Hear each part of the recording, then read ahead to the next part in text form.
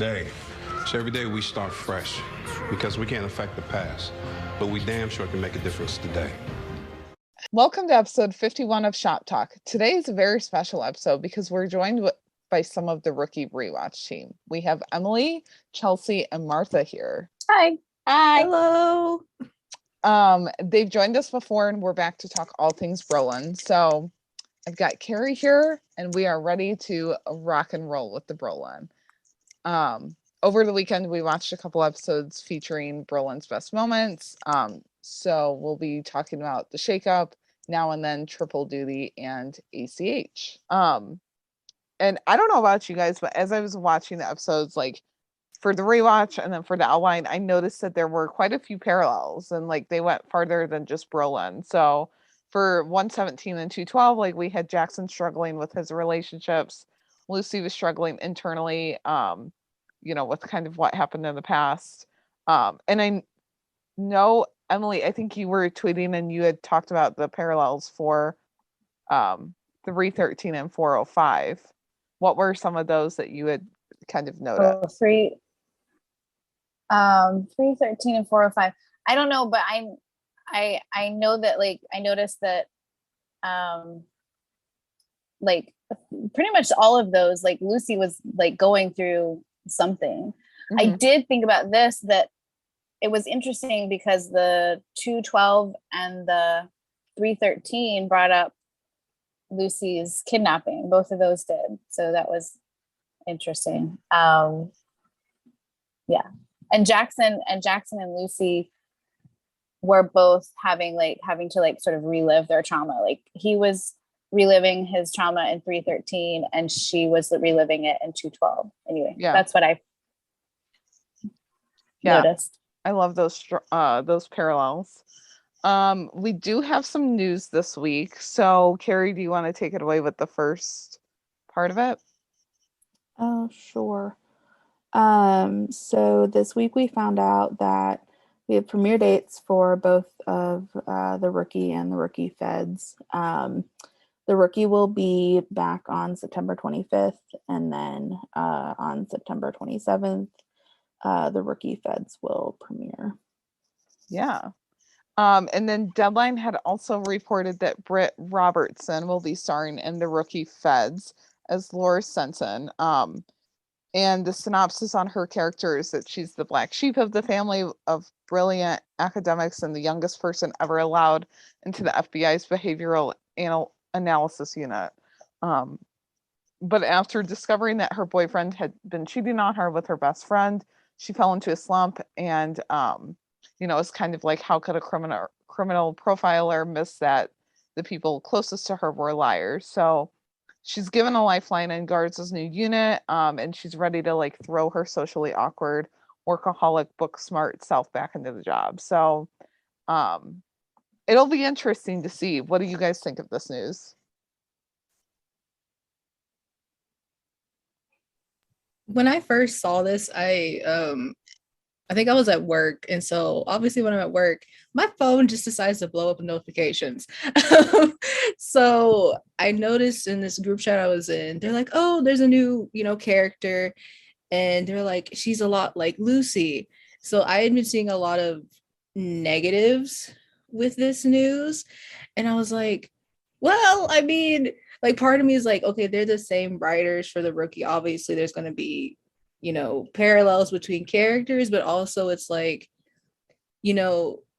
Melissa O'Neill and Britt Robertson are two different people, two different actresses. So we don't know how this is going to play out with them, because they obviously going to have two different styles of how they act stuff out. So I'm excited to see what Robertson brings to the table. I'm excited for Feds. I am so excited. So yeah.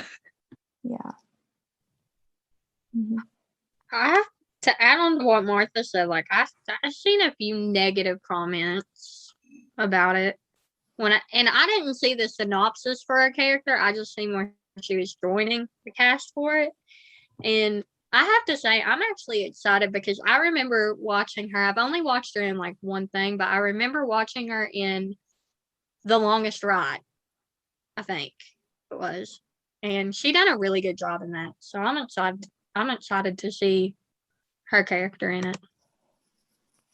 Yeah, I'm excited for the feds. I'm like, I kind of take those like like write-ups and descriptions with kind of a grain of salt. But they haven't started shooting yet, so things are gonna kind of work together. But I'm excited. I'm excited for the feds. Yeah. Yeah, I know.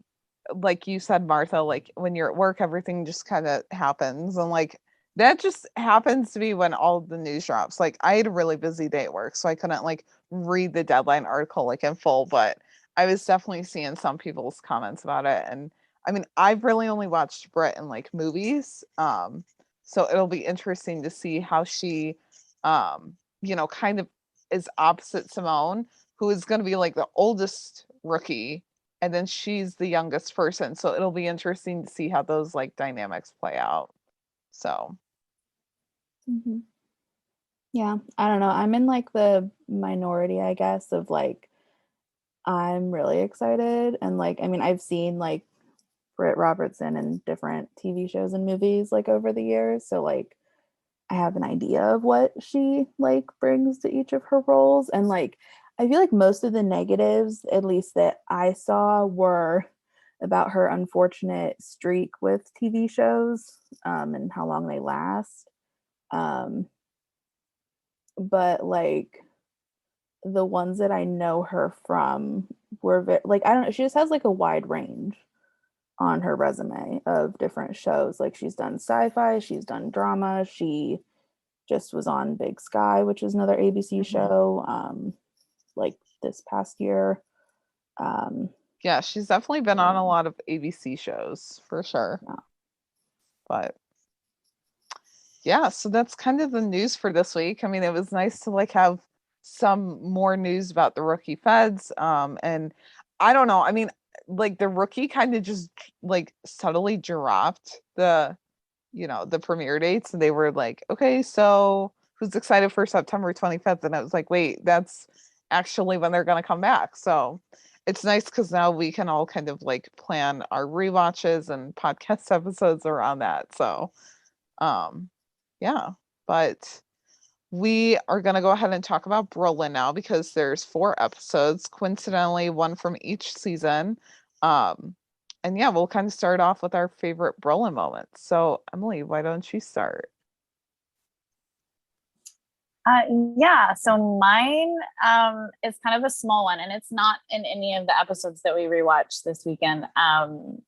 But I kind of have this little soft spot for that moment in 408 when Tim endorses John for union rep. You have these moments like all throughout the series that where you see Tim like he's like kind of that's their dynamic. Like he's annoyed by Nolan and Nolan talks too much, and it's like it's really really funny. But every so often, like I think in like almost every Brolin episode, you see Tim kind of give like a nod or like a look of respect. So like to see that kind of come sort of full circle. And that one, it was kind of like the ultimate show of respect. I don't know. I like that one. Yeah, that's a good one. What about you, Chelsea? What was your favorite Brolin moment so far? Personally, I just enjoy them overall. And I don't know that there's necessarily a specific scene because I said there's a few good ones. But like one that I really enjoyed, and I don't know what episode it was exactly.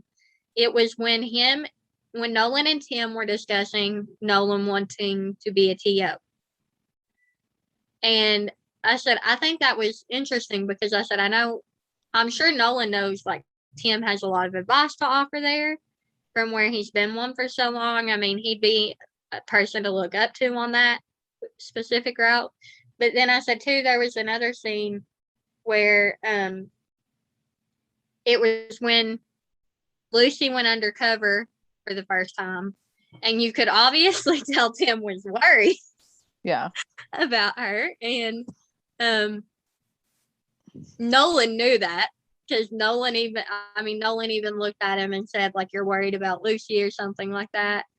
And I said, I think that was a nice one because I said, it's nice to see like people like it was nice to see that Nolan picked up on that and like was asking him about that and stuff. But I love all the Brolin moments though. I think they're all good. Like Yeah. Yeah, they definitely, I mean, I feel like they kind of outweigh each other. Like, or they balance each other out, I guess. With Nolan kind of being like the soft, like hearted guy, and Tim kind of being like the gruff and tough, like exterior. So, what are some of your favorite Brolin moments, Martha? So when I was thinking about this, I had two come up. So the first one, I can't remember the exact episode, but it was when Lucy and Tim walked up to Nolan. He was at the front desk, and I can't remember exact conversation, but Nolan was like, "Oh, like I don't have a straight shot to becoming whatever position he was going for," because we all know that Nolan changes his career every season, respectfully, but like also. And then Tim was like, "You really actually thought you still had a shot after that?" I think it was in season 3. I can't remember, but I was like, "Yeah, that was a good moment." I think that was, I want to say 303, because 301 he like wanted to be a detective, like that was his whole thing, and then like he was told that he couldn't do that because of the Armstrong thing. Sorry, I forgot his name. No, you're good. I think that sounds accurate because I remember that it had something to do with Armstrong. So I was like, "Oh yeah, maybe it's season 3 somewhere." I know. So, yeah, I know it's towards the beginning, like the first half of season 3. I don't know if 303 is the exact episode. It was whatever time. I think it was the same episode where they were wearing the polos and like the shooting, like qualifications. Yeah. At the range. I think that was 303. Possibly. And then my other favorite one. So, it was when Angela told Tim to like narrow down the guest list, and then Tim and Nolan were in the car, and Nolan's talking to the guest on the phone. He's like, "Yeah, Tim was crying in bed all day," and then Tim's like, "Why'd you tell them that?" He's like, "It helped painted the picture." Yeah. And Nolan just has this like, "Well, I got the job done, right? Like, I mean, the guest list is down," and yeah, so Tim's face in that entire sequence, I was like, just say that you're not happy with the way that he's doing it and move along. Like, come on. Yeah, like Eric's facial expressions they're so memeable. It's so memeable. I love it so much. John Nolan is memeable too. Like as a character, very memeable. Yeah. Carrie, what are yours? Because I know you've got some good ones. Well, I do. Like, I just thought of another one from 212. I have a couple, I guess, from 212. The first one is still just like Tim's delivery of like, after John's like, "Well, who goes first?" And he's like, "I do." Like, he's just so like blunt about it. I don't know why. It's 2 words. I don't know why it makes me laugh like every single time I watch it, like without fail. It just makes me chuckle, and it like that one. And then like later on in that same episode when Tim asks John like, like he and Lucy are close, like, how is she doing, like really doing, like I liked that moment because it was kind of a, just like, because they both care about Lucy in different ways, so I kind of thought that was like a nice, like they're on the same kind of level with that. And then I don't know, I just like that. I think it was in the Halloween episode, or no, it was somewhere in season 4, when Nolan had mentioned that like, Tim had given him like books or something about like training and stuff. And so I just like that Tim's like on board with Nolan's career path for now anyway, because who knows, it could change in season 5. Yeah. I feel like we saw those training books. Or am I just thinking things? Was it the episode where Tim became sergeant? Yeah. Yeah. Yeah, it was 402. Oh, okay. Yeah, I was off. I saw a book of bags. I don't remember seeing the books. Maybe it was maybe there were bag Maybe of there books. were. Yeah. I don't know. I just feel like I remember seeing Nolan like carrying those around and someone asking him what they were and him explaining, but I could be remembering that wrong. So, I don't know off the top of my head. That's gonna bug me now. I don't know. yeah. So on a, like one of, I don't really have like a specific scene or episode that's my favorite of theirs, but I don't know, like any of the looks, their looks to each other, like because they're so different, but yet there's so much meaning behind them. Like Nolan will look to Tim to make sure that what they're doing is right. And, you know, Tim gives approving looks to him, like letting him know that he's doing a good job. So we saw that in all four of these episodes, but I mean, they're throughout the series too. And then honestly, Tim just like not wanting to deal with Nolan's BS is always like one of my favorite things, like in Now and Then when he's like, wait, a ride along, favorite, one of my favorite moments ever. So what about, we'll talk about some of the Brolin highlights in 117. Emily, do you want to start us off? Yes. So in the shakeup, we see Nolan. They're all in the roll call room, and Nolan raises his hand when the protection detail came up, and he's volunteering. And Tim jumped at the chance, saying they haven't had a chance to bond yet. And I'm just like, I want to interject with something, but like I noticed this on my last rewatch of like what prompted him to join up with Nolan. Like I started to think of like what episodes were before. Like he started like 115, he started thinking about becoming a sergeant, and then the next one was when Anderson died. So or was it just he was curious as like why is Nolan volunteering? I don't know, but I'm like always looking at like he's always like Tim's always thinking. I'm always wanting to know what's inside of his head. But yeah, I don't know. Like, had he worked with Jackson at this point? I can't remember. Yeah, I think he teamed up with him early. Yeah. So maybe it was like he just wanted to like find out what Nolan was about too, you know? Yeah. It was like, well, Lucy's my partner. I've like partnered up with Jackson. Now let's see what the other one's like. Yeah, I don't know. I feel like just because he had like that like slight smirk on his face though as he was saying it, that like he kind of just wanted to screw with him. Yeah, just to like really. That was a thought too. Yeah.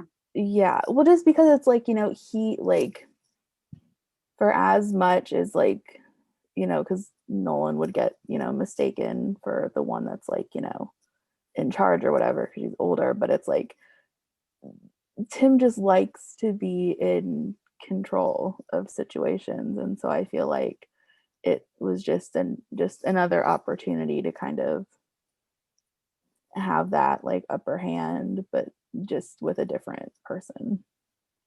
Yeah. Well, and I feel like we've heard him say that he loves to scare rookies off the job. So like I feel like he knew that he wouldn't be able to scare John Nolan off, but like just kind of like maybe rattle him a little bit. I don't know.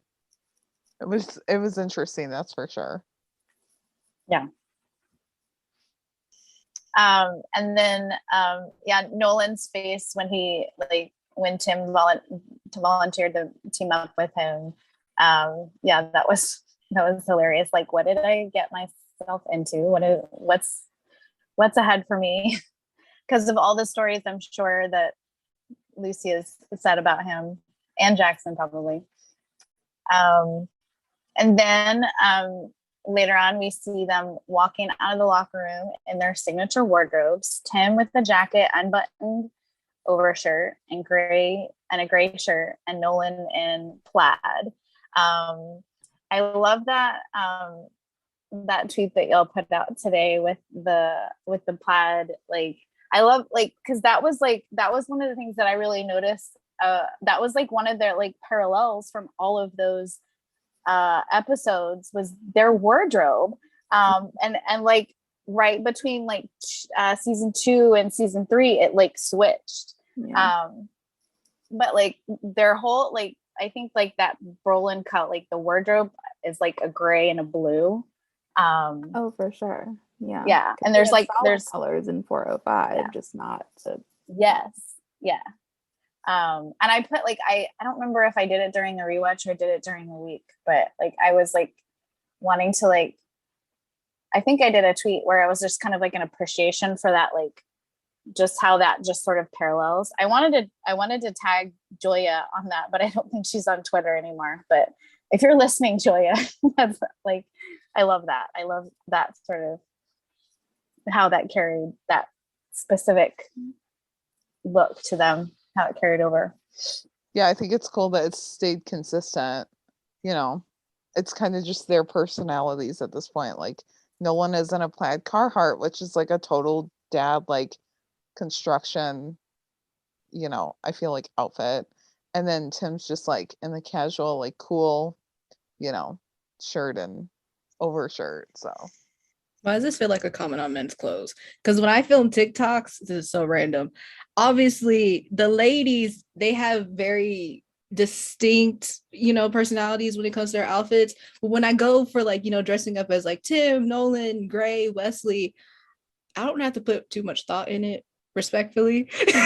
Like I'll just put on a tank top and then throw over like a plaid shirt. And I just have to tell you who's talking, but you know it's a dude. yeah. Yeah. Yeah. I would like to see like what if like can Brolin wear like suits at some point? Like can they both wear suits? That'd be We've- fun. Martha, We've as you were seen saying that. Tim. Yeah, we've seen Tim in it. Yeah. And Yeah. What was Nolan wearing at Angela's wedding? Like in the Um, season 3 finale? It wasn't a suit. yeah, I guess he was in a suit. Was he? Was yeah, it? he had a suit jacket. I think it was like that like a lighter or it was still a dark color, but like a I don't know if it was I don't think it was like a black jacket. I think it was like a gray or blue maybe. Okay. For now. I mean, I would love to see Tim Bradford in another suit, like any Same. day. And yeah. But yeah, I don't. I mean, I wouldn't mind seeing John Nolan in a suit too. It would be definitely different. I just think it'd be fun if they were like go like if they had to like go at like I highly doubt because like John doesn't do undercover, but just like I don't know if they had like a reason to both be wearing suits as like part of their job for like the day.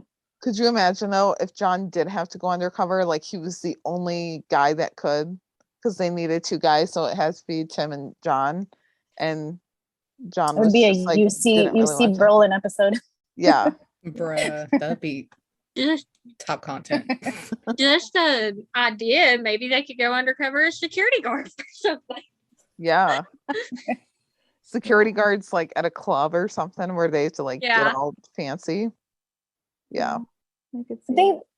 something I thought of, they all dress up for like going to court except for Nolan. Like that one episode where he had to go to court, I could have sworn he was just in his uniform. Like I don't know why, but like he was the only Yeah. one. And you see everybody else go to court and they're in suits and Yeah. yeah.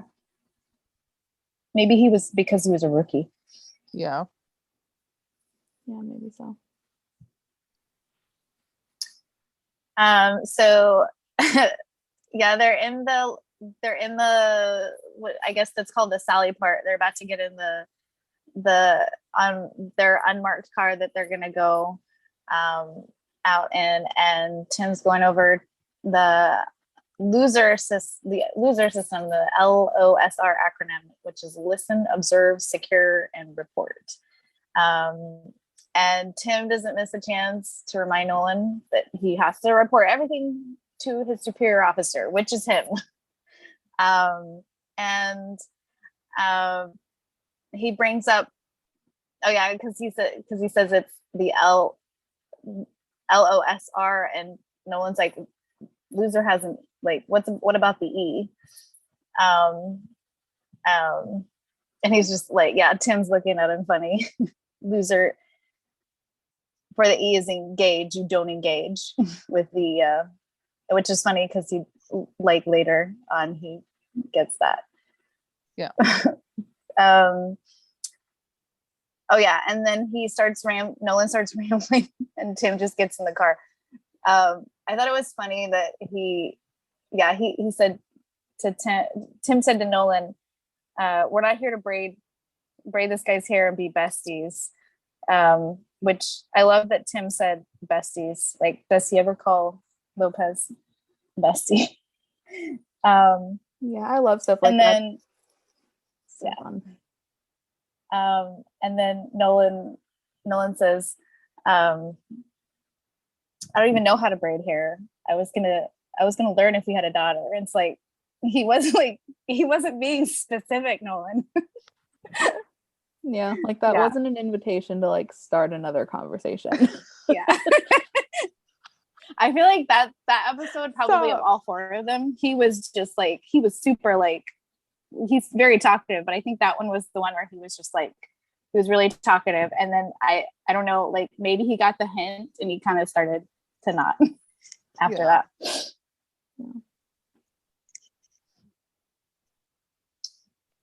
All right, and then they're at the safe house, and Del Monte starts addressing Nolan like he's the superior officer, and Tim's like, nope, nope. I'm a superior officer. I love I love that sort of like he leaves. Del Monte's like, sorry about the mix up. Yeah, that was funny. And then yeah, when they're babysitting Hayes, played by Joel McHale, he's talking to Nolan. He goes over there and he falls for it. He's like, oh yeah, no Ian loser. And then Joel McHale's like, there is an Ian loser. And then yeah, and Tim gives him kind of like this look, like, nope. And then Nolan is using his construction knowledge to inspect the house, and Tim looks at him like, kind of, he's so excited about it, not really. Yeah. But like, I guess you kind of need those, you need to know like how many bedrooms there are, and for that, I don't know, like, I guess you would need to know that when you're. Yeah. Yeah, John was like totally flexing that knowledge. I was like, okay, we get it. Like, you have experience as a contractor. Like, it's fine. Chill out Yeah. here. And then they move. Roland has to move in case the safe house is compromised. They have this shootout that starts happening, which is pretty cool. That how I like the different scenes that they have of how how Nolan is like kind of over here behind the bar or something, and then later on you see Tim behind the wall, and how he shoots, like he throws out sort of that I don't know what those are called, like gas, and then shoots it. That was really cool. Yeah. Yeah. And I think he asked us twice of like, oh yeah, what if there's somebody upstairs? Will you shoot him? And then he asks, like, they have to like go outside, and Nolan asks what'll happen if there's a shooter in the backyard, and Tim's like, you shoot him. You shoot him down. That's me. That Like- would be me. Honestly, when that dude came from like upstairs, I was kind of thinking, how did he, like, obviously I don't think we have like a really good shot of like the safe house, Yeah. but I was like, how did he get upstairs? Like, was there a window that was covered? Like, obviously the earthquake had just happened, but also it was like, how did he get up there so fast? Yeah. But also I would be John in that situation. Like, do I just Rookie moments, we love them. Yeah. That was the same question I had personally. But also Tim's like, seriously, like I really have to babysit you too. He's like, come on, it's not that hard. Like, figure it out. Oh yeah, they had I think this was before the shootout when they had when the earthquake happened, and they were kind of arguing with Joel McHale's character, and Tim tells him to sit back down, and Joel McHale says, "Make me," and right, like whenever Tim starts to go at him, like right then that's when the earthquake happened. It's just like, wow, that makes it look like, wow, you're really powerful, Tim. Yeah, I tweeted on Saturday when this was being rewatched. I was like, Joel McHale, like, make me sit down or whatever. Tim, goes over, and then the earth is like, hold my beer, and just like starts the earthquake.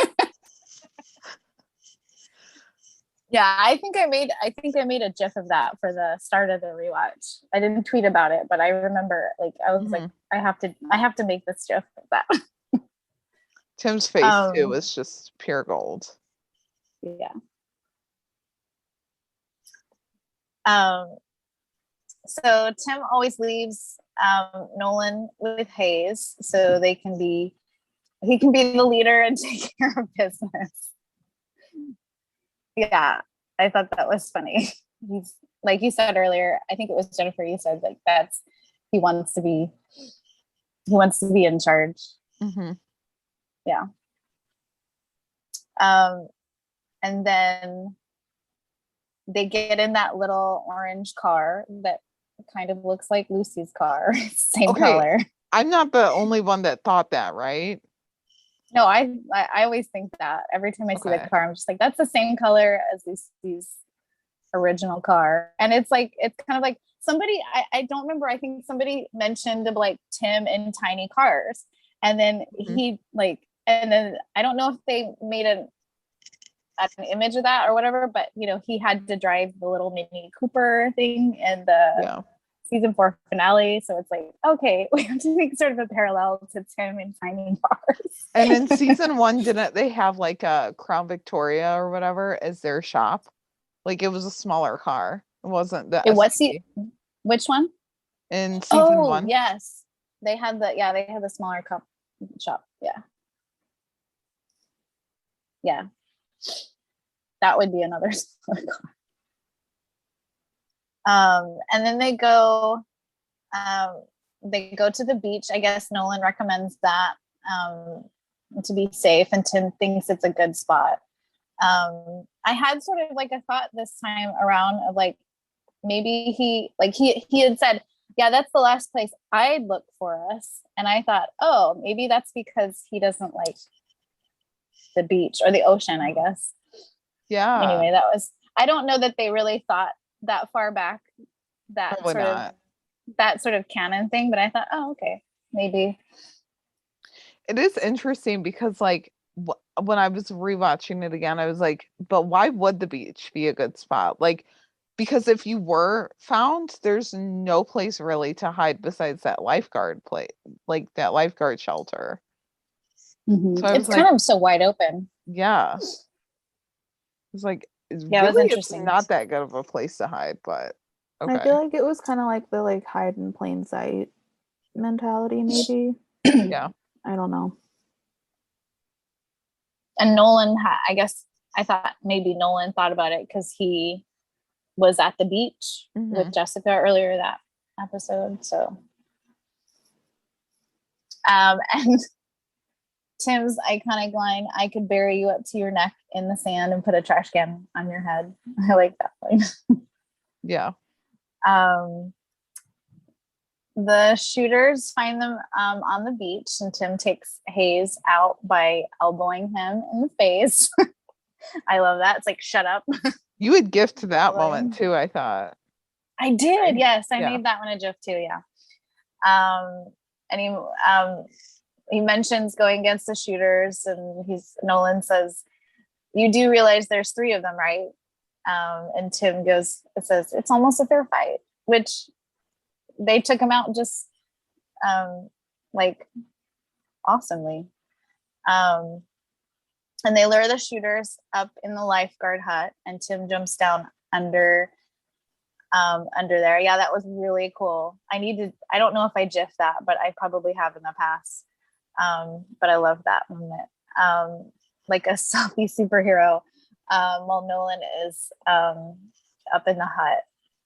And Bradford takes the guy on the sand down, and Nolan takes the guy on the hut down. So they're and then they get like an approval nod from Nolan. I kind of also feel like Bradford sort of gave him sort of that sort of nod of respect too, of like they're just kind of like nodding respect to each other, I guess. Yeah. I have a Like, logistics yeah. question.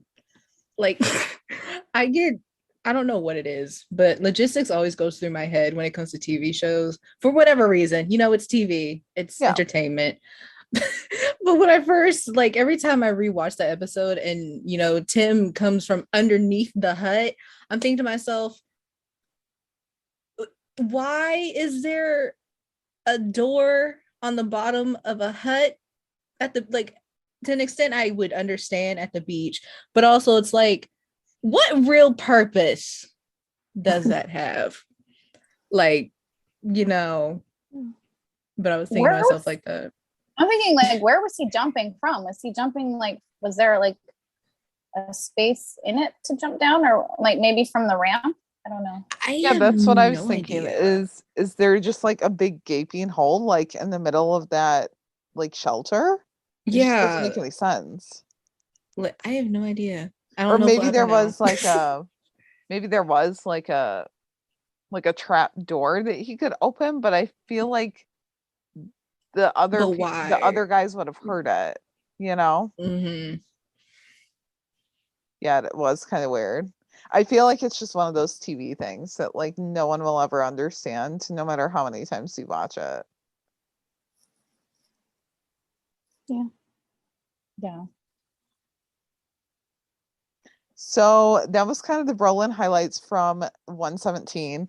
And that was, I mean, the start of their bromance, I guess you could kind of call it, like their awkward one. So then we kind of jump to 212 where we get another Brolin episode or Brolin moments. So Martha, why don't you take us through that?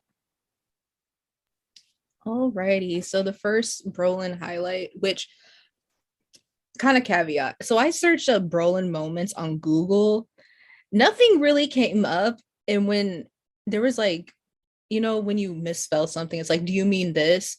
And so it had that, and it still said Brolin, but it was spelled differently with an I instead of an A.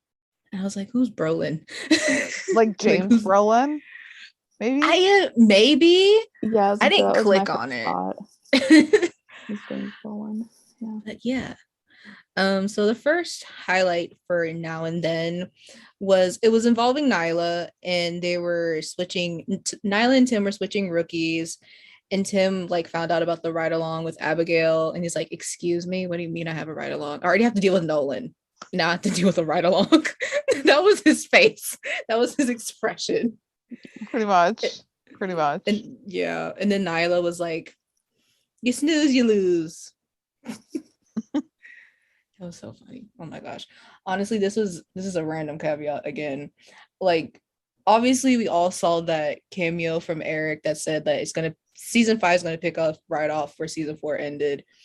I would really love to see Nyla in labor and Tim with her.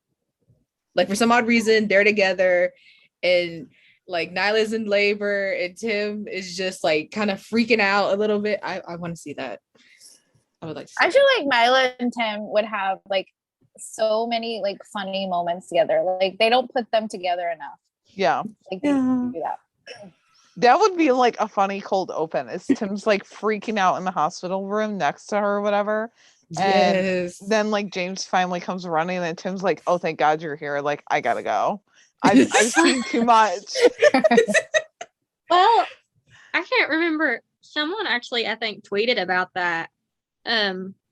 About like Nyla it wasn't really about Nala and Tim, but it was about how Nala's, of course, we found out in the finale, she wants to stay on the detective side. And I can't remember who it was tweeted because, of course, that was the night I was live tweeting. And there was someone that tweeted and they were like, I hope we see like more scenes of Nala and Angela and maybe Tim and Lucy in like with Nala and Angela both being detectives and Tim and Lucy working together. And I said, as long as it's in full blackout gear, Yeah. we're fine. I definitely want to see more of Nyla and Tim. Like we've had them before, but it's been like one or two little moments and they're like sassy with each other. And I feel like they would have like really good, like tender hearted, like heart to heart moments. Yeah. Yeah. And then the next moment, like Tim finds out who the ride along is, and then he sees Abigail. And he's like, she's like 9 pounds. And I'm like, excuse me, sir. Tiny but mighty is a phrase. He's It's just like, you so know, blunt. He's so he blunt. is. I think obviously we've seen the progression of Tim in like season 1. He was very sensitive. If that's would be the best word to use for him. Like, you know, like how we mentioned in the last episode when Hayes's character was like, oh, make me. And Tim's like very much like, okay, I'll make you. And it's like, calm down a little bit, baby. Take a chill pill, baby. Therapy's also good too, you know. They all really need therapy, honestly. Yes, they do in some form or fashion of it. Mm. And then, you know, one of his iconic lines is scaring rookies is off the job is my specialty. And it's like, ooh. Mm. He hasn't scared one yet. No, for real. Honestly. And it's like one of his old rookies like, oh, how long have you been with Tim? It's like, I made it out of the program. It's like, oh, what do you mean? But then he walks up to Abigail and he gives her like that big speech, like, hey, like this our job is serious. We run towards bullets, we don't go away from them. Like you will address me as Officer Bradford and only Officer Bradford. And Abigail's like, okay, let's go. And then Tim just looks at Nolan like, excuse me, I expected not this. And John's just like, I don't know what you want me to do about it.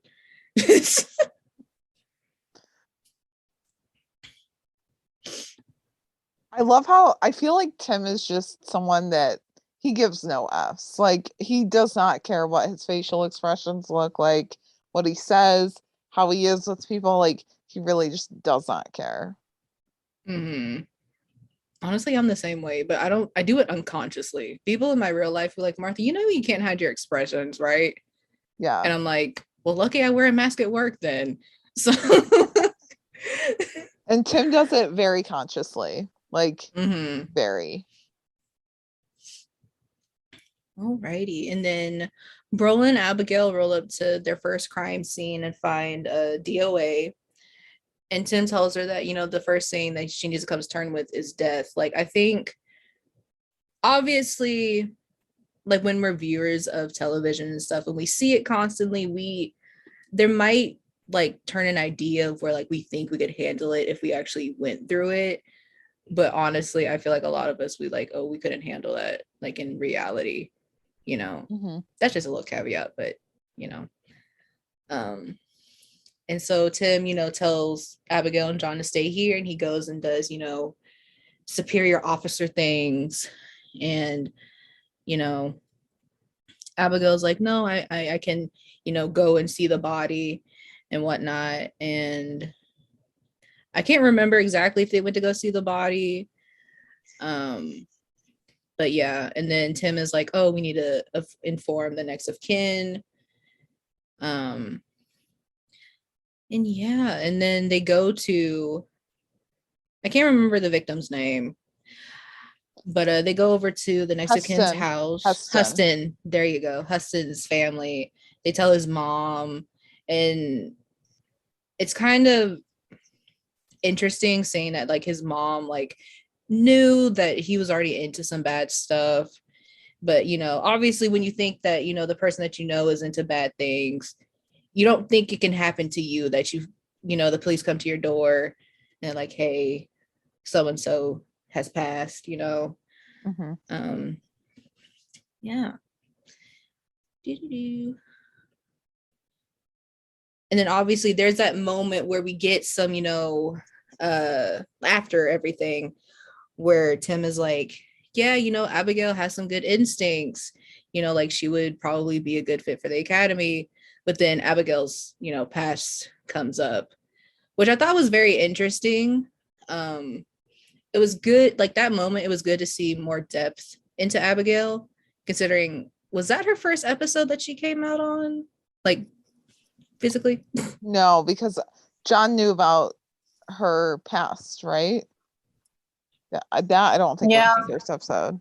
Okay. Yeah, it was the episode, and she like, I think the first time they met, she said that she was jokingly pregnant. Yeah. So I think that was Oh, the yeah. earlier. I think that was Nyla's first episode too. I think it was 2 or Okay. 4. I think. That sounds right.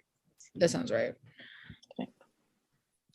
And then, yeah, there's that. And then, the next day, the moment that Carrie mentioned, like, John's like, who goes first? And Tim's like, I do. That trips me out so much too. It's I guess it's just a line delivery. I love it so much. Yeah, I don't know what the heck Eric does, but it just every single time it just makes me smile or do just something. It's He just, said it so matter of factly. Like, Mhm. we're not playing around here. I go first. Like, It's that continuation, I guess, of the reminder of like, I'm your superior officer. Like, this is, I go first because I'm superior. Above you. Yeah. Yeah. Yeah, I'm above you. I'm above you. And then there's that moment, I forgot who mentioned it, but of Tim asking, how's Lucy doing, and I think this is also another caveat. Obviously Jackson passed away, and before he passed away, we saw that Jackson and Tim were, I guess, the two main men in Lucy's lives, and now we kind of see it as Nolan and Tim. Their dynamics, I would say, are different, but it's good. It's interesting to see that transition. And I love moments where Tim is like more emotional, like when he brings up tragedies always leave scars, only some of them you can see. Like those moments, like especially in this episode, I love them so much. We get to see like a deeper side of Tim in those. yeah. I wonder if really like Nolan kind of completely understood that. Like, I felt like in that moment he just kind of maybe like, because he didn't like when he was talking about Lucy's tattoo and like getting it removed, and then Tim said that line about like scars are not just, well, he said it like, I remember the line better in the later when he's talking to Lucy, but like they're not just physical. And he's kind of like shaking his head like before he says that to Nolan, like he doesn't really get it. Like, I wonder if Nolan sort of understands that, or if he going forward. Maybe. I would think so. I think John has a uncanny way of connecting with people. I forgot who said that, but yeah. I don't know. I mean, I feel like kind of though it was like Tim's kind of way to like, I don't know, like not quite call Nolan out, but just be like, kind of like what Emily had said, like that he didn't like quite understand, just like the depth of it. I think like how much like weight that holds of like, what kind of symbolism like trauma can leave. Because I don't know if like Nolan, I mean I guess he had like some, or like a couple, I mean like the bank robbery in like the pilot episode can be considered trauma, I'm sure. The like his childhood, like his dad, like that issue is probably can be considered a trauma. But like he just goes about it in a different way, I think, than like whereas Yeah. like Tim and Lucy kind of, I mean, well, I guess Tim kind of pushes things down and then like we'll deal with them whenever he like has to, but then like Lucy feels everything pretty deeply. So I just feel like I don't know, it just might be like a different, I don't know, like Tim was kind of just like, no, like this is a thing. Like, I don't know. I liked that it was still like, I don't know, it kept with their dynamic while still touching on a serious like note.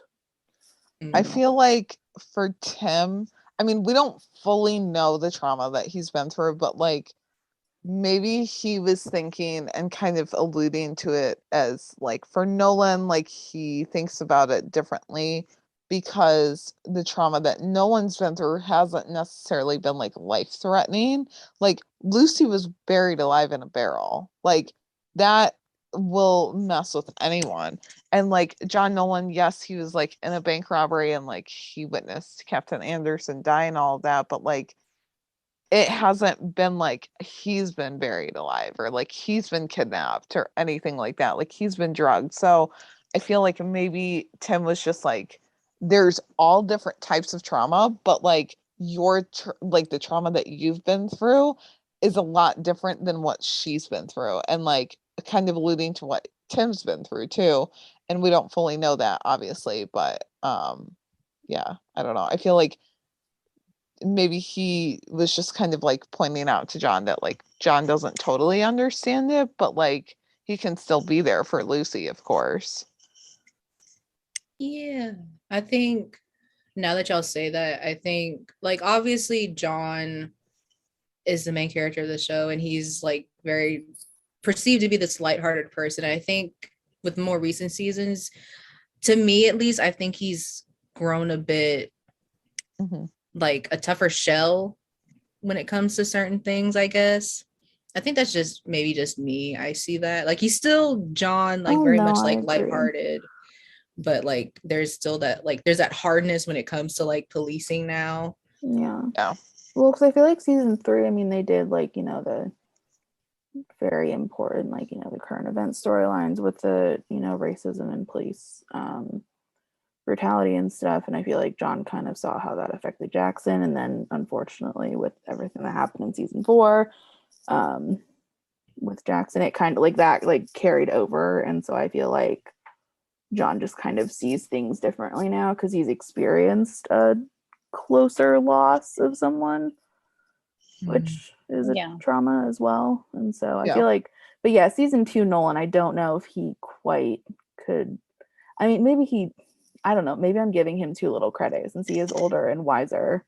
But yeah, I mean, I just feel like, I don't know, because like Tim probably saw people go through lots of stuff in the army and I don't know if, like, yeah, it's just a different trauma. Like not really like definitely not like comparison of like trauma because it's not something that they do on that show, but just like it's just different. Yeah. Yeah. And to add to like what Teal are saying, I remember in the season finale when he's in the car talking to Officer Navarre, I think that's her name. And she's saying, oh yeah, you must have seen all this cool stuff. And he's kind of like, I can't remember the word he used, but like, I got the sense of like just sort of the weight of everything that he's been through in that, like, that's not cool. It's really tough. Like, but I think they're always maybe going to kind of keep him more lighthearted because I think he's more of the comedy of it, I guess, the comedy of the show and the center of it. So, but he definitely feels like a little rough around the edges more now. Yeah. Yeah, you can tell that he's been in the police force for a while. Like it's kind of like toughened him up, like given him, it kind of jaded him a little bit. Not necessarily in a bad way. It's just like made him kind of like rethink how he sees things. Yeah. And then we have, the whole, trailer park scene where they have to call in for backup, which we love teamwork. We gotta love teamwork. Honestly, when they were jumping over that wall, for whatever reason, I think it's because of fan fiction, I thought one of them had fallen when they jumped over the wall. But I went back and rewatched it and I was like, wow, I read too much fan fiction. Like my sense of reality is distorted. It's so bad. Yeah. Were you thinking it was Um, one character over the other that had fallen, or you just thought one of them had fallen? Yeah, something like that, I think. And I was I gonna went say back I and would rewatched it. I would like say Nolan just because his history with, you know, fences is not great, Yeah. or gates of any kind, really. Yeah. And then, everything happened so fast. Like Brolin, they finally breached the trailer, and then the backup breaches the trailer park itself. And before that, Nolan, sees his truck. He's like, oh, wait, like, why is my truck there? And then he's like, oh, Abigail and Henry are here. And yeah. Yeah, and then there's that family moment between Nolan, Henry, and Abigail, where Nolan tells Henry like, hey, like I understand, like obviously being a police or any type of authority, like public authority, is a dangerous job, and Nolan tells Henry like, hey, if you have a problem, you need to directly speak with Abigail about it. Because remember at the beginning of the episode, Henry was like, hey, make sure she has a bad time. Yeah. But then, there's that moment of clear communication between all of them, which I think is a pretty good place to end on. So yeah. Yeah.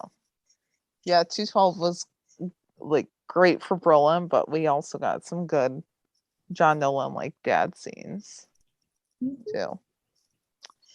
Yeah, so our third Brolin, like kind of, this one was a lot heavier in the Brolin than the others. But it was 313, so triple duty. And we start the episode by Tim and Nolan are driving through LA, and good old softy Tim asks how Henry is. And so Nolan's just like, he's in rehab in Arizona, and I plan to join him and Sarah and Abigail after graduating as P2. So then Nolan like also asks Tim for advice on being a TO, and Tim's just like, think of how hard it is doing this job, and then think about doing it while babysitting an armed toddler. And I was just like, okay, I can see that, but I also feel like Tim wanted to say, well, also babysitting you sometimes, like, because sometimes John Nolan can be a lot, at least in season 1 and kind of season 2, as far as like still kind of being new on the job, not really sure like what to do or like where he can toe the line. So and Nolan's like, well, if you have any more wisdom on how to be better prepared, like I would really appreciate it. And then they hear gunshots in the distance, and Tim's like, oh, that's automatic weapons. So they're on the move, and which is impressive that like they could hear it that far, but I guess if they're automatic weapons, like they're going to be louder. And they end up finding them in a cemetery. Like they found like a van full of people just dead. But then later in the episode, like, because we were focusing on mostly just like Brolin specific episodes, at least I was when I was filling out this outline, like moments where it was just like Brolin in it, not really with anyone else. So Tim's on the phone with a wedding guest, as they're doing the stakeout, and he's like going back and forth with that guest, and who we find out is Mildred, but we don't know who she is, like who she's related to or anything. And he's like, well, we offered a +1, but you crossed it out and wrote +4. So that can't really work. Um, and then these even like emotional support animals are not wedding guests. So then John's sitting in the passenger seat and he's like, just give me the phone. And Tim just, hands it over. And John just like goes to throw him under the bus, saying what he's too embarrassed to say is that he screwed up and he told Angela the wrong venue cap. So now there's too many guests. And Tim's face as all of this is happening is just, he's like so pissed, but he's also like, he's helping me right now. So I can't totally be mad at him. The guest like goes along with it, and John's just like, John has the I've saved the day look on his face. And then Tim's like, once John gets off the phone, Tim's like, are you proud of yourself for like throwing a fellow officer under the bus? And John's like, I think Angela will be very proud of me. So then like, yeah, so that's kind of where we leave off as far as that part. And then Carrie, do you want to take it from here? Yeah. And so John and Tim have to rely on Smitty to bring them clothes. Which is never a good idea. Yeah. Well, and they even said, they're like, why do they, they're like, why do we rely on you for anything? And Smitty's like, I've been wondering that myself. And Smitty being Smitty obviously didn't like pull clothes from their lockers. This was a promo photo for sure for 313, the Tim holding up the Hugs for Life shirt, because people like memed the heck out of that, which was absolutely hilarious. And I want to know what happened to that shirt. Like, did he turn it inside out? Was there another shirt in there? Like, I wanted to see him walk around with that. yeah, I also want to know where wardrobe found that shirt. Or or because if they they, couldn't like, have made made it that or them. something. Well, maybe they could have made it themselves. Yeah, I don't know. It was definitely a unexpected like bit of comedy.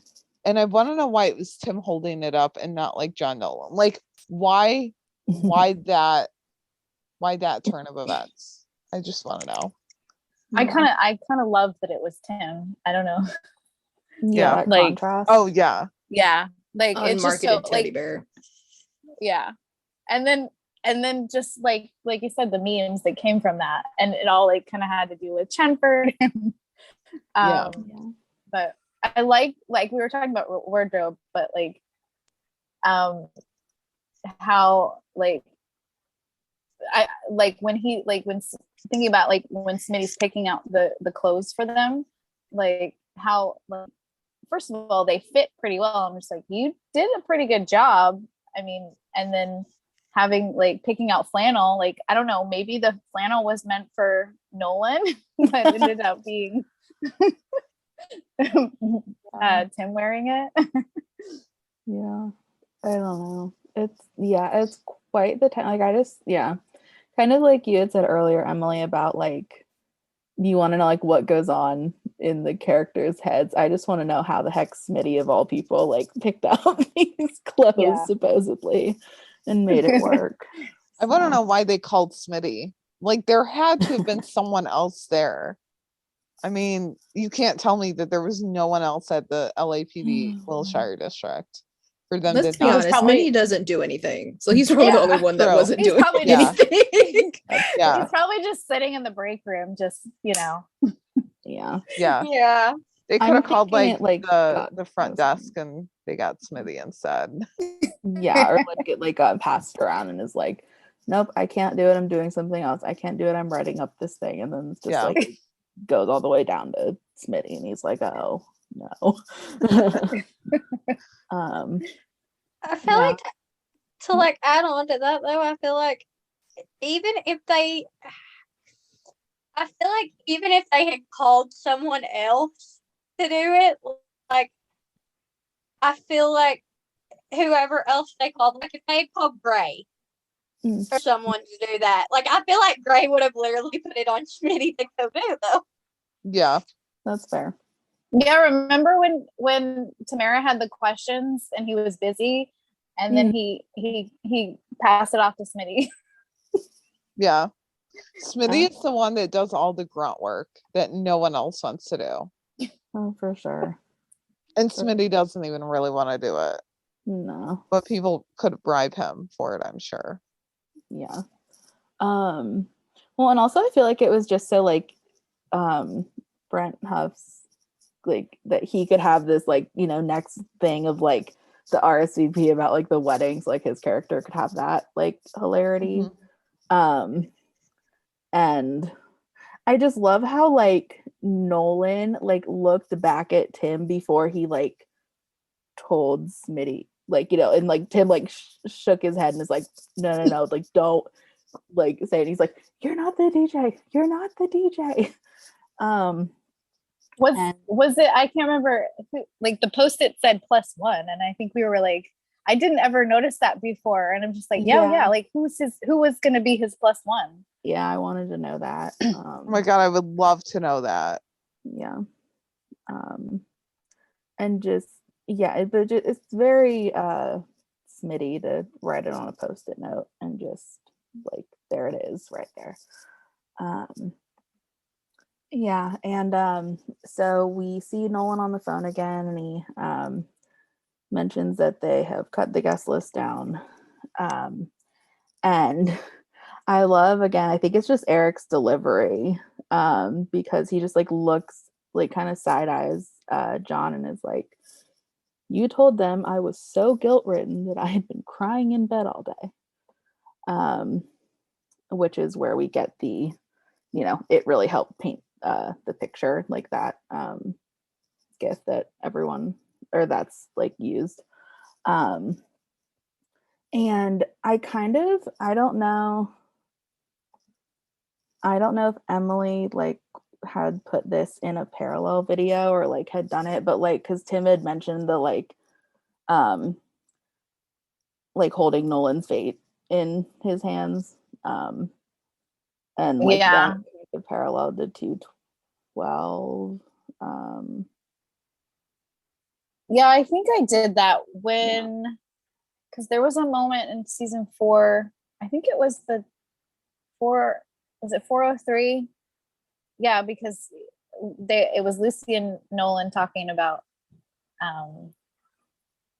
she said that similar about like having his fate in her hands or something, and then it happened in 212. So I forgot about that in 212.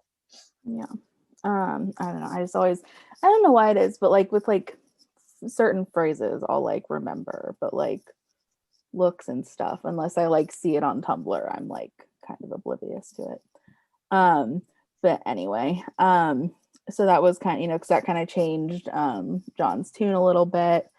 And we get lots of good like action scenes in this episode for both Tim and John, which is cool.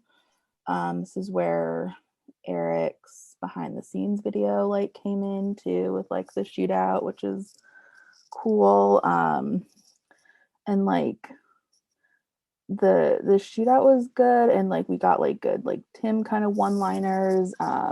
Nolan had the knife fight, like everyone like they each like had an obstacle to like overcome. And then Tim, like after the shootout, like so after he's good, and then Nolan is good with the knife. Tim comes upstairs and sees the knife on the ground and asks if the other guy held it the right way. And when Nolan says that he did, you could see it on Tim's face that it was like a good job, which then I honestly think like parallels like, or well, is it a parallel if it goes like backwards? I don't know. Like 117 with like the nods between them, or like the looks between them. So yeah, I think when we rewatched that one last summer, I think I paralleled that. Like I noticed that those how they sort of nod to each other. Yeah, both of those. Yeah. And then at the end of the episode, we get the like their last little moment of them. Nolan's like looking through all the folders, and they have to like, you know, finish up paperwork and stuff. And Tim actually gives Nolan a compliment saying that he's a great cop. Which I don't know why. I just, not that it was funny, but like Tim like starting with a compliment only to like lead into this like almost like warning type of lecture of like, this is a very serious thing to like become a training officer because you're training the next generation. So it shouldn't be a consolation prize. But it was nice to see that like John held his ground and was like, you know, I know this, and that, you know, like he's like he's going to be a TO. Like he doesn't just like want to be, like he's going to be. So he's kind of dead set on that. And you know, if Tim doesn't want to help him and like doubt him, that's fine, but that's not going to deter them.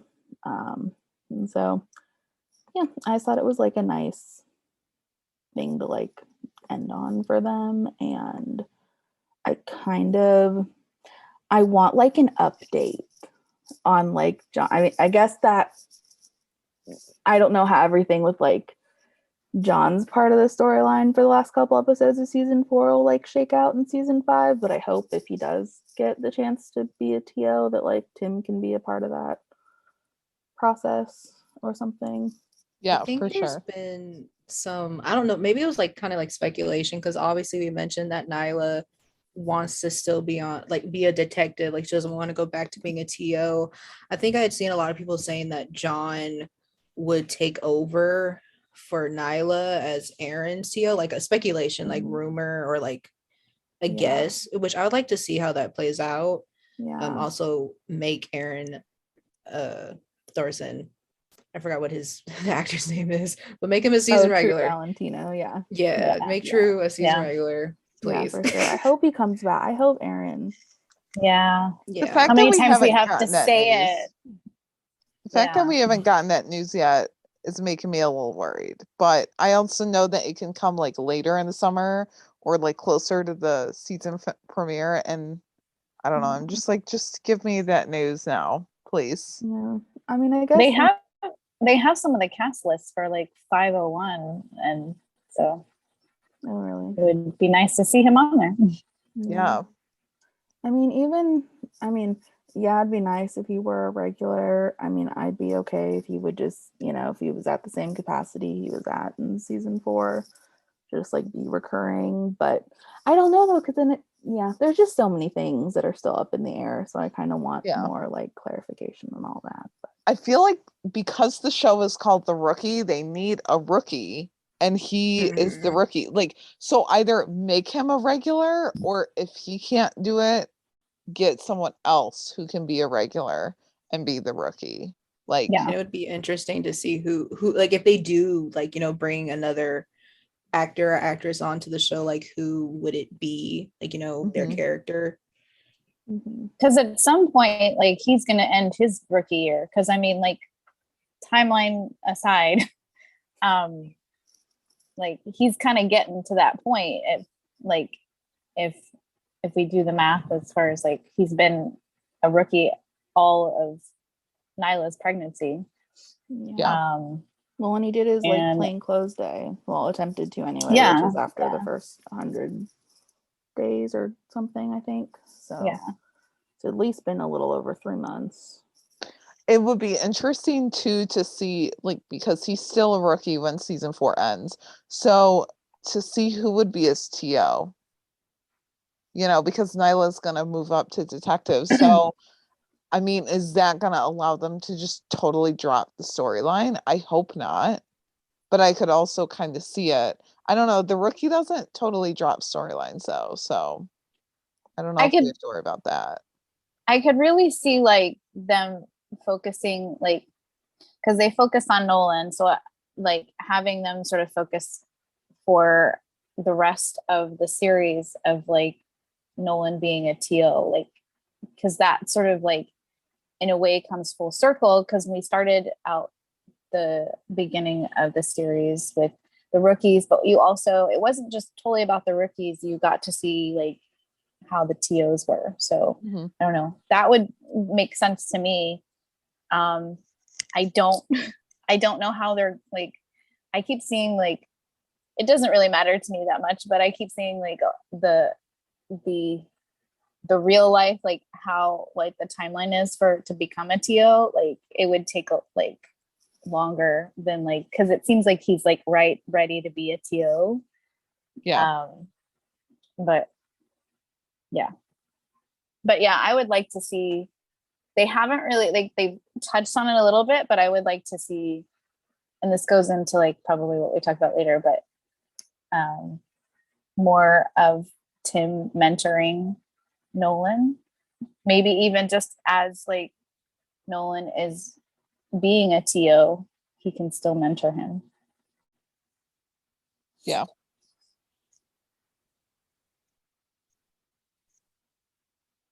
Yeah, so that was kind of the end of 313, right? I'm like lost on the outline. So yeah, so then we had the final like Brolin kind of centric episode, or at least some Brolin moments in 405. Chelsea, do you want to take that away? Yeah. So of course, I mean, Pete was back for this episode, and I think that was like the first episode that Pete was back for since we seen him in season 3.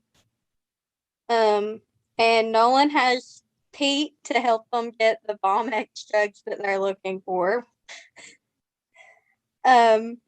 He set up the control buy with the dealer, like because of course he knows his way around Clip Talk, sharing what drugs he used to get from there. And personally, I don't know why you would share what drugs you used to buy with cops, but This it is makes, Pete though. Yeah. it makes it. That's what I was gonna say. It makes sense for that character.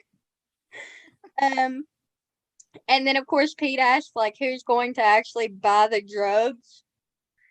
And Tim's just like, you. Like common sense. But Pete, of course, doesn't like really want to be touching the drugs because he doesn't really trust himself, which I think that was, a neat little thing to throw in there because a lot of people I feel like would just be like, oh, okay. And like it was nice to see Pete kind of hesitant about that, like not really trusting himself. Yeah. Tim reassures him that they'll have eyes on him the whole time, so he'll never have a chance, to actually use the drugs. And Nolan reassures Pete that they can find another way if he's uncomfortable, but Pete says that he's got it. He's got this, like, down. He's good. And I kind of thought, of course, Nolan would reassure him of that. But I also thought it was really cool to see Tim reassuring him. Yeah. Yeah, teamwork again, kind of. Yeah. Well, and Tim was even like when Pete came back into the van, Tim had like a smile on his face and like he was proud of him too. So I don't know. I thought it was nice to see Tim like get involved in it too. He wasn't just like, I'm here because I have to be, or, like I have to be partners with Nolan and like watch out for this. So Yeah, and to add on to that, I feel like that was a good episode for, we actually seen more of, so I don't want to say soft Tim, but like he was more into it and stuff. And he wasn't, of course, we still seen like the you comment and stuff, like that was sassy Tim. But I felt like that was a good balance of him being more on the softer side compared to just being full sassy like he was in like the other Brolin episodes we rewatched and stuff. yeah. And then Nolan and Bradford are conducting a bywalk operation and watching Pete from the van. Pete does great at the buy, and Brolin is proud of Tim, even getting a compliment from Tim, which we mentioned. Tim shares an update on Air 3 and they've got to go. And then, of course, they move on to like the Los Angeles theater, which I really like the Brolin moments at the theater and stuff. Like I love that whole theater setup. Yeah. Yeah. Well, because Eric shared the not like intentional sneak peek, but just like, from Instagram and stuff, which was fun to kind of piece that together. So Yeah. But they don't have backup. Tim asked what they should do, go after him or wait for backup. And I really thought that was neat too. Like Tim asking Nolan his opinion mhm. on that rather than just saying like what they're gonna do. I mean, him taking charge, he actually got input from Nolan. And Yeah. that was great teamwork. Yeah, that kind of paralleled 313 a little slightly, just when Tim was like, "What's the number one mandate?" and then Nolan's like, "To protect and serve the people of Los Angeles." So it's like they just have good banter, like back and forth dialogue. Yeah. There's kind of like that. I just remember on the first watching it on the when it premiered, just thinking, oh yeah, like that's kind of like T.O. Tim. I feel like he's kind of always got that in him, like kind of quizzing or asking questions of like, okay, Yeah. what's the right thing to do? Like he even kind of has it still sometimes with Lucy, but And Nolan says that they should go after him because there's other exits in the building and they can chance him getting resupplied and those drugs hitting the streets. Tim agrees and they move. Nolan goes to the balcony and Tim walks closer to the stage. And of course, this is where it all gets really pretty cool. There's plastic all over the place covering the chairs. It's very eerie and creepy. And I thought that was the perfect setup for a Halloween episode. Yeah. It definitely fit. But Tim handcuffs the drug dealers on the ground just as Sean is attacked by a guy dressed as a doctor who has came to. And That scene with John getting attacked. It's the, excuse my language, but it's the damn teeth. Y'all remember hearing the chomping? Yes. Oh my god. That was definitely a post-pro thing, but like it Yeah. didn't need to be so loud. Well, for me, it was like the waiting, like the waiting, and then like not a jump scare, but like just that, like you're waiting up until that moment, and that always gets me with anything that's like somewhat creepy. it was very creepy. Like I remember watching it live and it was just like it was such a good episode for Halloween. Like it really fit for that holiday. And it was so creepy. And then of course Nolan pushed the guy over the balcony. He falls and is unconscious, or so Tim thinks, until he opens his eyes and takes him down, and then he's tasered. When when he opened his eyes right there on Tim, like, I jumped so hard. Same. I did too, and I've seen it a few times now, and I'm like, it still gets me.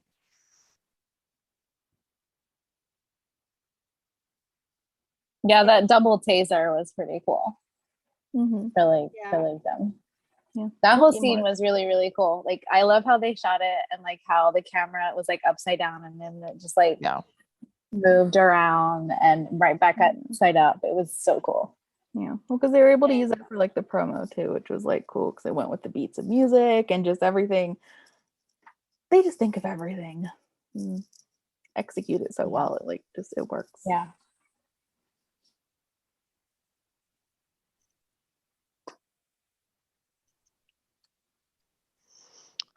Yeah, so then is there a Brolin moment that we would all like to see? Because there's been a Brolin episode or storyline in every season so far. So like coming up to season 5, like is there a certain like storyline or scene that you guys would like to see? Emily, do you want to go Yeah. first? I would like to see like Tim and Nolan sort of become, I don't know, are they friends? I don't know. It's hard to tell whether like they would call each other friends at this point. I feel like John would, but Tim would be like, I know him. Yeah. I Yeah. work with him. but like really just to see Tim hang out with like the guys, have friends, like I know that he's gotten a little bit more deeper with Gray. Mhm. But like other than like Lucy, like I feel like he kind of always like has his walls up with people. Like he's only let sort of his walls down for Lucy. But no, I was thinking about going back to like 408. Like I was thinking about that. Like they were talking about construction together. Like he was asking advice like on the renovation for his house. I don't know. That would be, I was thinking, I was like, I will take the Chenford house, like the construction, like house scene more than Roland. Like that's okay. But Yeah. I kind of would like to see, I would kind of like to, I was kind of curious to see like, oh, like what if, like what's happened between the scenes? Like, cause he's talking about Nolan's giving him advice about like what to do. So I don't know. Like I would like to see more of that conversation. And then with Nolan becoming a TO, like sharing their connection or bond. Actually, something I was thinking about earlier when we were talking about that scene in 212 in the car of like kind of they both had dads that have Left. they've had some contentious they've left, they've had contentious relationships with their dads. Like that could be something that they kind of bond Yeah. on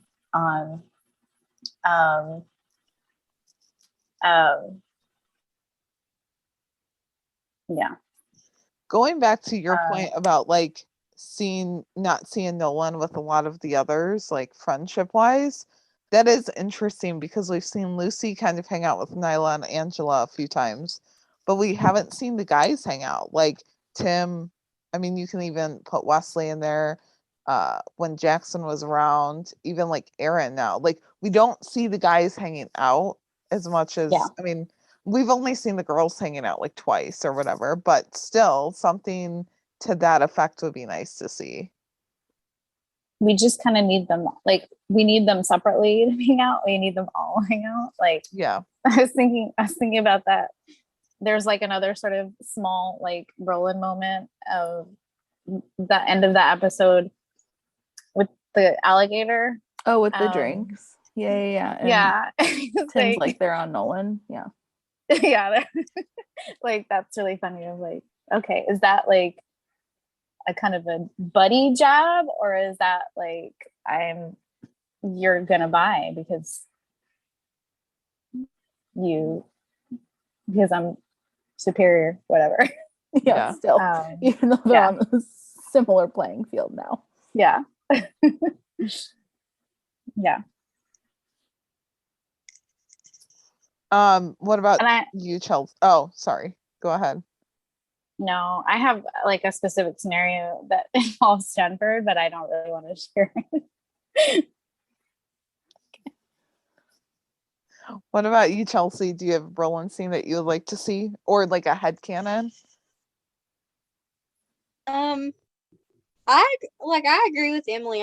I want to see that shared connection and bond over them, over Nolan becoming a TO and stuff. Like I wouldn't mind seeing more scenes of like Nolan getting advice from him and stuff on that. But two, the one thing I've always wanted to see is Tim finding out about Nolan and Lucy from the beginning of the show. And that may be, a thing to see like further off when Chenford actually gets together and stuff. Like that would probably be a scene more geared towards that.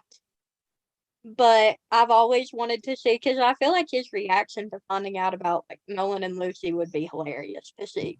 Yeah, I just want to know if he if we never do get a scene, like if he knows, like can they somehow work that into it if we're not going to get the actual scene? Because they've never really mentioned if he knows or not. And I said, like, of course, Bishop, she guessed it, but it makes you wonder if he knows that, and if he doesn't, like, I'd love to see a scene of him finding out about it in the future. And then, I guess that would be it. Like, I just think his reaction to that would be like hilarious though, because part of me, like, I've read fanfics where they've said that like he finds out, and they've said that like he'll find out and stuff, and in these fanfics, and it'll be so hilarious because there was one I read where he like says something, he makes a joke about like Nolan being old enough to be her dad or something, and I'm like, you're not very far off, like 6 or 7 years. And I said, I feel like I could see that being his reaction almost. And it would be so funny for that to be his reaction, seeing as how like him and him aren't that far apart in age anyway. Because I think I actually asked that on the rewatch, and someone said they remembered. I can't remember what it was, but it led to it being about 6 or 7 years apart, I think, age-wise, between them. Yeah, which is ironic because that's almost the difference between like Eric and Nathan's actual ages as well. I feel like Tim's reaction would be similar to 212 when he found out about the ride along. He would be like, wait, what? Like, what? What happened years ago? Yeah. I like how in fan fictions. Oh, sorry. Oh, no, you're fine. Like in fan fictions, like how you mentioned, Chelsea, there's kind of like this running joke that Lucy's into like older men. Granted, all we have is like, you know, Tim and Nolan for reference, but like, I mean, I wouldn't put it past her. Also, it does seem like she has an older preference for people, because there was that, I forgot what episode it was. I want to say it was 402 with the lady. She was a heister or whatever. Claire Ivy. Yes. And she seemed like an older, you know, person, and Lucy was like, oh, I have a crush or something like that. So I'm like, oh, it tracks. Now that I think about that.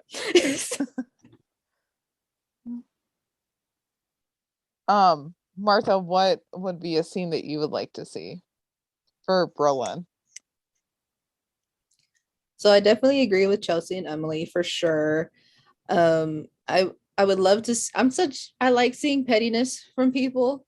So especially with Chelsea's idea. Also, I am a sucker for found family. I'm such a sucker for it.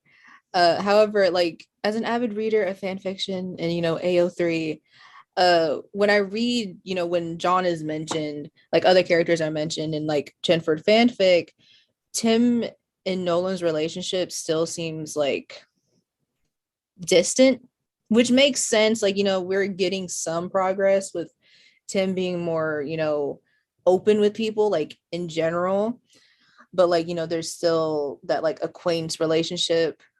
Like, you know, it's like, hey, like we work together, that's kind of it. Type of thing. But like I'm really just wanting like another comedic scene. Like there's so I'm very much like hashtag karaoke agenda, like found family, like everyone go to a karaoke bar. Cause like, you know, at the beginning of the earlier seasons, you know, Jackson, John, and Lucy would go to karaoke, you know, there was that scene, you know, and like, you know, have a good time. Or, you know, they have like a barbecue and Tim and John are like arguing about like how much meat to grill, like how to grill it, you know. I think that's where my heart is at for my Brolin moments, future ones. I could Yeah, definitely, they see the definitely- barbecue. Yeah, they definitely need to have a barbecue scene at Tim's house. Yeah. Yes. I Like, could definitely All their see, like, found family. I could definitely see the karaoke scene, and if Bradford ever does karaoke, we already know what song he has to sing. Oh my god. Lady Marmalade. Yeah. Oh my god. No, I will pay. I highly doubt he's listening, but Eric Winter, if you are listening, I will pay you to have Alexi write a scene. I will pay you to have that scene. Yeah. Please, please, or like have him like him going to work, like Tim going to work, and he's singing to Lady Marmalade, like on like come on, Yeah, or it anything. just like comes on the radio or something. Yeah. Yeah. Well, the man sings in the shop all the time. Like, that he and Melissa used to do the, shop karaoke like, all the Hint, time. hint. Mention it on Cameo. That'd I'm be too fun. shy to do that. Oh dear. I could definitely see the grilling though, like, and Tim gets annoyed because Nolan's just like, I've grilled meat before, and Tim's like, yeah, but you're not doing it right, or something like I that. feel like Nolan could set the grill on fire and then Tim would have like fumes coming out of his ears and he'd be like, this is my house. Like, get out. That would be funny. That would be a good cold opening. Yeah, it would be. It would be a really good Really one. would be. Or just Nolan, because I feel like Nolan would be like so confident. I feel like I'm like, I'm not trashing Nolan. I don't really feel like he'd be that like, bad at that kind of thing. But just, like if he does put like too much, like, It just happened to break be up the that pizza instance or at something. Tim's Yeah. house. Yeah, and it just, and then you just get, because Eric does deadpan like so well. Yeah. It would just be, the camera would cut over to Tim's face and then you just see Nolan like scurrying up the steps or something, like he has to kind of, like goodbye and then cue the team. Like for that cold open, I don't even need anyone else there. Like just make it a solid Berlin cold open. Like Kojo sitting right there, just like waiting for his piece of meat. Yeah, and then like watches Nolan run away Yeah. too. Yep. That would be honestly like Nolan running away, Tim running after him, and like Kojo just chewing on a piece of meat next to the grill, and the theme Yeah. song plays. Oh Yeah. my gosh. That's perfect. I need to course. write it. Of course, it would be really awkward for Nolan to just be like at Tim's, just like cooking meat. But like, hey, Well, it could maybe, work. It could work. Maybe they're like prepping for a barbecue or something. Just no one else is there yet. Yeah. Or I don't know, or like other people, if the camera panned like into Tim's house to show it for dramatic effect of Nolan actually like running out or like escaping. Watch, it'd be like he'd open the door, there's like Gray and everyone else, and then Yeah. he's just like, oh hi. I love it. So I love I it.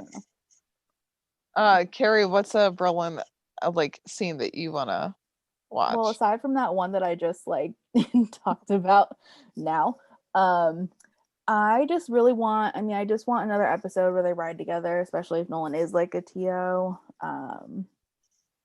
And I just want more of like the bro part of Brolin, like Emily said, like them as like friends or whatever term they want to put on it would be cool to see. And then Martha, I am so here for karaoke, mostly because I also just really want to see like Dylan and Melissa sing, but I'd still be here for Eric doing a thing, or like if Tim has to do it, then John has to do it too, like just the both of them being forced to sing a song. I want to know what karaoke song John Nolan would sing, like aside from his duet with Tim. Something from the 80s.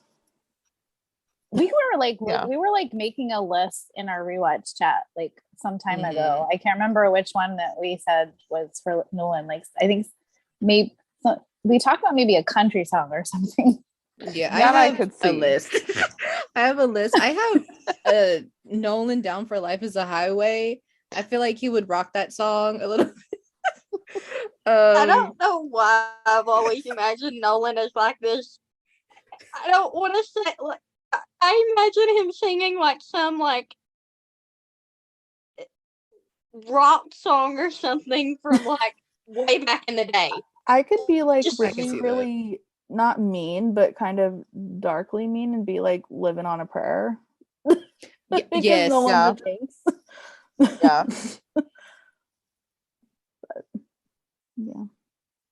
Yeah. See, now I would like to see, how we saw Lucy and Nolan talking about Tim and like Lucy wanting Nolan to be like her wanting Nolan's support when it came to Tim and his ways. I would like to see it kind of be like opposite. So like Tim's asking Nolan about Lucy, like, which we've already seen, but I don't want it to be like the way that he's like checking in on her. It's almost like, how do I deal with her, like in quotes. Like if she is having a bad day, or if she, is just Mhm. kind of like annoying him or something. Yeah. Then maybe that's I'd how to like see that. Chelsea's idea could be worked in, of like Mhm. how he inadvertently finds out that they're Yeah. or that Lucy and Nolan were a thing. Yeah. An idea just popped into my head. Okay, so imagine this. Okay, so Tim and Lucy, they take Kojo on a hike, and it's like really early in the morning, because I think a lot of us agree that Tim's a morning person. And Yeah. so Lucy's like, okay, I want to go, but it's like really early. But Lucy's not a morning person. And then Tim's like, oh my gosh, like complaining to Nolan, just, whatever, saying like, oh, Lucy's like has a really bad attitude in the morning, da da da. Da. And then Nolan would be like, oh, like, she's usually, what I usually do is da da da. And Tim's like, what do you mean you usually, or you would? Like, what do you mean by that? That cold opening. Love it. Please, Yes. we have came up with like 2 or 3 cold openings and storylines for the rookie. Like, come on, rookie season 5. Let's go. Let's go. We've got some Brolin scenes for you. Well, I'm kind of like Martha, like an idea, just like when Carrie was talking, when they were talking about like the karaoke stuff, and she mentioned singing Dylan and Melissa. I started thinking, like, can we see like him, Tamara, and Lucy doing karaoke together?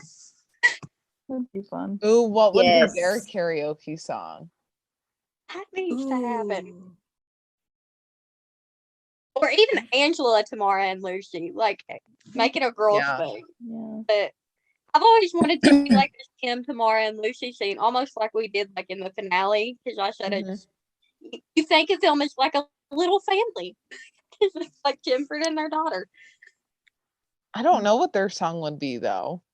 I have started no thinking idea. Lady Marmalade, isn't it sung by 3 people? Yeah, but it's not a good song It's for not. it to be the 3 of them. Yeah, that was more or less like my thought for maybe Angela and them Yeah. rather than Tim and them, but I don't really know don't what know. Tim and them. I feel like Tim and Lucy would sing. Like, I don't even know. It'd be a duet of some kind, like a lovey-dovey duet. Yeah. My choice is If I Never Knew You for Tim and Lucy. Oh, That's mine. I like it. Yeah. Trying to think of like a 3-person song though now. That I don't know. that's It would gonna have bug to be me. something that's like current enough, but like Yeah. Not maybe, even like a 3-person. soundtrack or something. I don't Yeah. know. Yeah, I mean it wouldn't even Mm. have to be 3-person, but it would have to be Just something that's like good for them. yeah. Yeah, something that Upbeat fits for them. sure. Definitely upbeat. Yeah, it'd have to be funny. Not too angsty. Maybe something from like a Disney soundtrack. Oh, what about what about the name of it is escaping me, but in Frozen, when Anna's like, do you want to build a snowman? I guess Let Oh it my go. gosh. no, I think it is in the just Lily. door. Yeah. Love is an think it open is. door. Snowman. Yeah, Oh, I would love that. that one. that That would. one. Yeah. And Tamara kind of like gets in on it too. Yeah. Yes. Yeah. She starts singing it, and then she goes around and like hands Lucy the mic, Yeah. and then like, oh my gosh, yes. Rookie season 5, we've got it written out. Let's go. Yeah. Does anyone have any other thoughts on all the Brolin moments? There was quite a bit, and then we kind of came up with some, so can always count on us for some chaotic thoughts. But yeah, you guys can find us on Twitter at the Shop Talk Pod _ or email us at shoptalktherookiepodcast@gmail.com with all of your thoughts. You can find us all individually on Twitter as well. I'm at JStarcade04. I'm at Carrie Hyman. You can find the Rookie Rewatch at rewatch_rookie. Emily, what is your Twitter handle? It's Emily8174. And Chelsea At Elleride_519. and Martha. Maddie Jackson 27. Yeah, so we will be around on the Twitterverse causing chaos, doing rewatches, posting parallels, and yeah. But next week we'll be doing something a little different, similar to what Carrie and I did with The Ugly Truth. We'll be highlighting Nathan's part and doing kind of a season. We'll be watching a season 5 episode of Castle with our good friend Lauren from the locker room. So that'll be an interesting episode to rewatch. I've never seen Castle, and I'm kind of going into the show blind. So I've seen bits and pieces on different networks that like to air it at like 2:00 in the morning. But yeah, I've seen bits and pieces too, but never like sat down for a full episode. Or well, I did, but like I didn't finish it. So I have not seen a full episode all the way through. So yeah, so it'll be fun. But yeah, until then, we'll see you guys on Twitter. Bye everyone. Bye. Go get him, boo.